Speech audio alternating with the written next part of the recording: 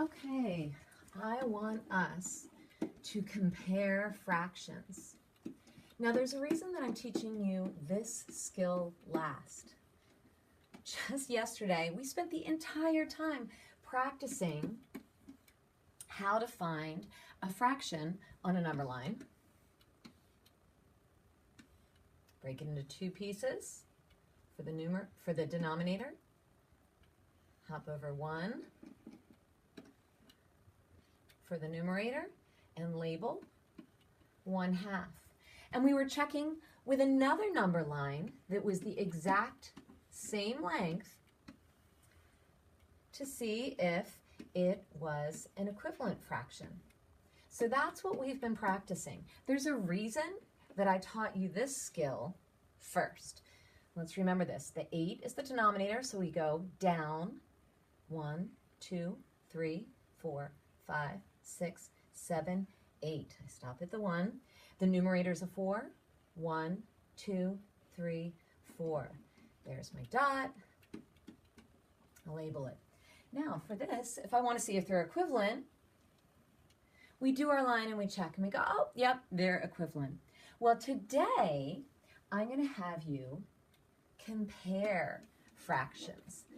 And you can still use these number lines in order to compare your fractions. So the book will give you something like this. Oh man, I do that all the time. 2/3, 1/4. And the directions will say, fill in the circle with a less than, greater than, or equal to symbol. And I want you to always show me your work. Now, if they have pictures there for you, this is going to be pretty easy to tell. If they have pictures, one will be broken into thirds, the other would be broken into fourths, 2/3, 1/4.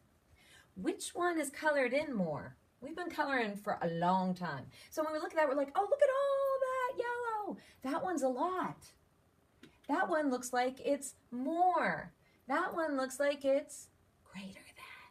So 2/3 is greater than 1/4. Remember the big mouth towards the bigger one. Remember that whole 2 thing? Don't be drawing teeth in yours on the picture. It gets really hard for me to see because those circles are so small. I can draw them up here because it's a nice big circle. So if they have the picture here for you, you just look at that and you're like, hey, which one of these things is colored in more? If they don't have a model drawn for you, that's where you get to use your amazing number line skills. You're going to do the same thing that we did when we were comparing equivalent fractions. You're going to make 2 number lines. You're going to make them the same length. This one you're going to show 2/3, and this one you're going to show 1/4. Same steps we've been doing. The denominator tells you how many to break the down part into. Let's see. 3 equal parts. Let's see if I did it right. 1, 2, 3. Yep, 0 and 1. How many am I going to hop over? 1, 2. So this spot is 2/3. Now I have to make my bottom number line. Break it into 4 equal pieces. It's about the middle, right?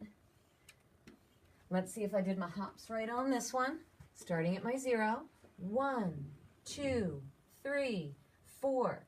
The denominator tells me the 4 jumps. My numerator tells me to hop over 1. So there's that, 1/4.